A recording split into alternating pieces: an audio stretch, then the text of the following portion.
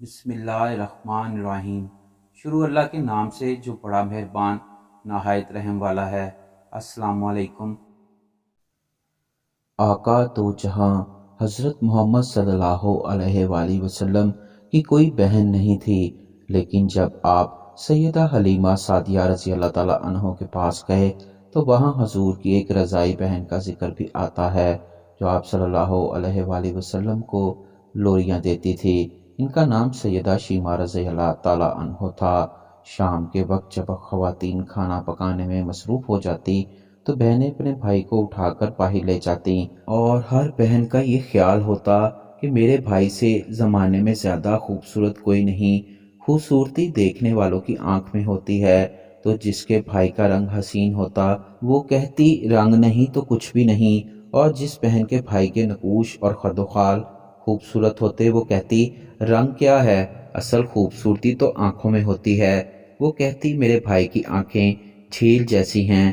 محلے میں بچیاں اپنے بھائی اٹھاتے کہتی میرا بھائی جیسا کوئی نہیں، دوسری کہتی میرے بھائی جیسا کوئی نہیں، اور پھر حضرت شیمہ رضی اللہ تعالیٰ عنہ اپنا بھائی حضرت محمد صلی اللہ علیہ وآلہ وسلم کو اٹھا کے لاتی اور دور سے کہتی میرا بھائی بھی آ گیا ہے، تو سب کے سر چھپ جاتے اور کہتی نہیں نہیں، تیرے بھائی کا مقابلہ کوئی نہیں کر سکتا، ہم تو آپس میں بات کر رہی تھیں، آپ صلی اللہ علیہ وآلہ وسلم سے مقابلے کی بات تو نہیں کر رہے۔ اور پھر جب کسی بہن کے بھائی کو سب متفقہ طور پر کہتی تیرا بھائی خوبصورت ہے تو اس کا فخر بھی دیدنی ہوتا اور اس کا ذوق آسمان کو چھونے لگتا۔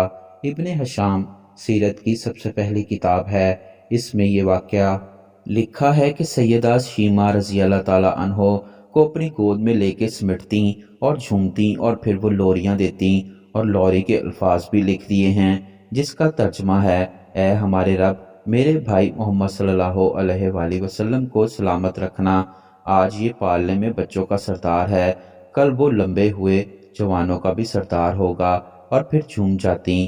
ہوتے ہوتے وہ زمانہ بھی آیا کہ حضور صلی اللہ علیہ وآلہ وسلم مکہ چلے گئے اور سیدہ شیمہ رضی اللہ تعالیٰ بھی جوان ہوئیں، جن کی شادی بھی کسی قبیلے میں ہو گئی۔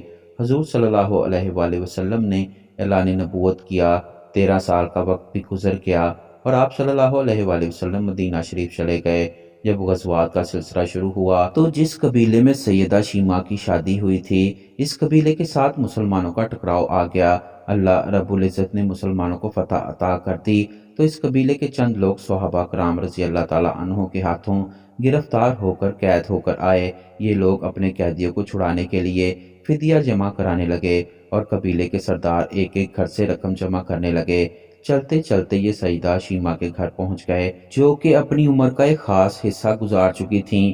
ان سے کہنے لگے کہ اتنا حصہ آپ کا بھی آتا ہے۔ سیدہ شیمہ نے کہا کہ کس لیے؟ سردار اور ساتھ والے لوگوں نے کہا جو لڑائی ہوئی ہے، ہمارے آدمی گرفتار ہو چکے ہیں۔ باتیں کرتے کرتے کسی کے لبوں پر محمد صلی اللہ علیہ وآلہ وسلم کا نام آ گیا تو سیدہ شیمہ کہنے لگیں اچھا انہوں نے تمہارے لوگ پکڑے ہیں؟ کہا ہاں۔